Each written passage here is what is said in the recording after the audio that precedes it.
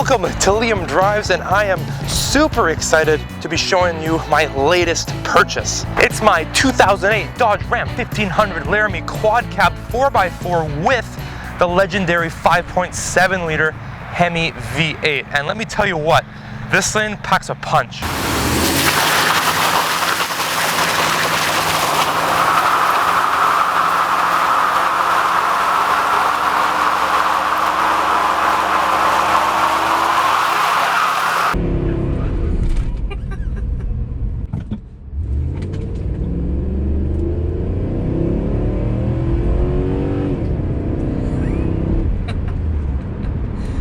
Pretty quick. There's the speed limit. This thing moves for how large it is. You wouldn't expect something of this mass to be propelled at such a rate, but this Hemi engine does it somehow, and it moves this truck around with plenty of power to spare. And it's usable power. It's very practical power.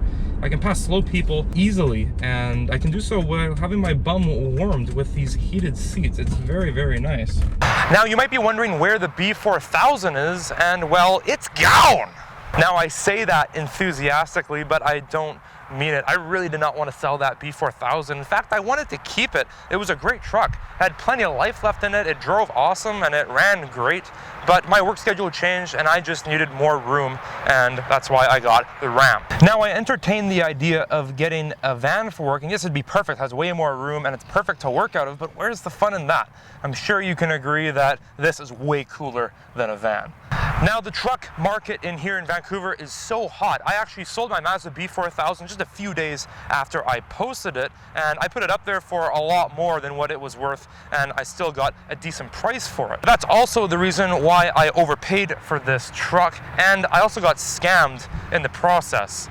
So every time you buy a vehicle, whether new or used here in BC, you have to pay 12% of its amount to ICBC, or the Insurance Corporation of British Columbia. So if you buy a vehicle for $1,000, you pay an extra $120 to ICBC for tax. But because I'm a knob, I mistakenly paid the dealer the tax for the truck, thinking that they would give it to ICBC, but no, they did not do that.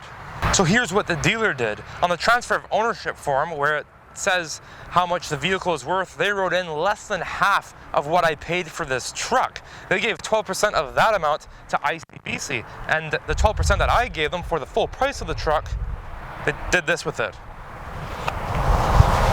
Right in their pockets. Those little cheeky turds scammed me of almost $600. But after finding the transfer papers, they were hidden in with the insurance documents, Big Papa Liam here phoned them up and called them out for it and got his money back. And I pulled a Karen and left a bad review on their website. The crazy thing is ICBC won't do anything about this. I called them up on the phone and asked, and they said it's a civil matter between you and the dealership, and once that transfer form is filled out and signed, there's nothing we can do about it. Which means shady oh, what the heck? I thought you guys were over there. Wow, that was fast. No wonder I got scammed. I didn't even see the camera move on me. So that means that shady dealerships all across the province are scamming people and getting away with it. They're probably scamming people hundreds of thousands of dollars over the course of a year, most likely. It's pretty corrupt. So I'll give you a quick little walk around of it. This is the Laramie, so it's fully loaded, has leathers. Unfortunately, they're a little cracked, which is typical for a truck of this age. And I love the Ram logo right here. It looks really, really nice. Tons of storage. This opens up. That's where I keep, there's some garbage in there, but that's where I keep all my work receipts. And then there's more storage underneath here. Absolutely awesome. It's also got cup holders, which my Mazda B4000 didn't have, so it's very nice to have those again. We have some wood from the finest plastic trees in here as well, but honestly, it looks good. I'm not complaining. It looks pretty sweet. Moving to the back, it's quite nice in here. So these seats fold up, and then this goes like that, and then I just put what I need to put on there. And overall, the body's in pretty decent condition. It definitely needs a cut polish. I'm pretty sure the previous owner never hand washed this. He just took it through the automatic car washes, and you can really tell when you look at the paint in the sun. So yeah, this truck was definitely a daily driver. The previous owner probably used it for work and used it every day, which is okay. I didn't really want a pristine truck. I wanted a nice truck, but I didn't want something that was absolutely immaculate that I would be super afraid of denting it up when I'm loading things in and out of it for work and whatnot. Oh, there goes my water bottle.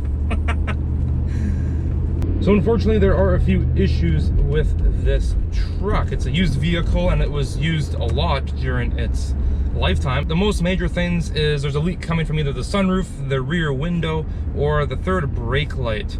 If the dealer had told me that this was an issue, I wouldn't have broken the silicone bead around the sunroof when I tested the sunroof. If they had told me that, I wouldn't have done that, and I probably would have walked away from the truck, because working with these sunroofs and unclogging the drains is very expensive and labor intensive. The two front fog lights don't work. One is cracked and the other is burnt out. I'd like to replace those with some LEDs at some point. The tires are super bald, especially the front ones and the rear ones. They just need to be replaced. Another issue is I think the front passenger ball joint is on the fritz. It's making some knocking noises, not all the time, but when I go over certain bumps, it makes a knocking noise. It didn't do it on the test drive, of course, but now it does it after I've bought the vehicle. Another small issue with this truck is when you push ESP off, there's no ESP off display that comes on the dash. So the only way to know if your traction control is off is whether or not you can do a burnout.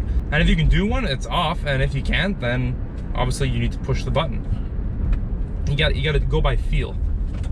And that's pretty much it. Those were the main issues. I think the main issues I know of so far with this truck. I'm taking it to get it inspected by my mechanic soon, and he'll give me a full list of what needs to be replaced. Hopefully this truck isn't a lemon. I don't think it is. It drives really nice. It doesn't have any check engine lights or warning lights. It tracks straight, doesn't crab walk down the road, and I really enjoy driving it. I totally get why people buy these trucks. It's big, it's powerful, it's very practical, and it's fun to drive. It's fun to boot around town in this thing. So why a Dodge Ram, you may ask? Well, to put it simply, I love how this truck looks. It looks so cool, and from its era, it's definitely the best looking truck in my opinion. The Fords, they look weird, they look, I don't know, I just don't like how they look. Same with the Chevys, the Tundras, all of them. I think the Dodge looks the best out of all of them. And they're good trucks. There's a reason why you see so many of these, especially the older ones, out on the roads today. They last a long time.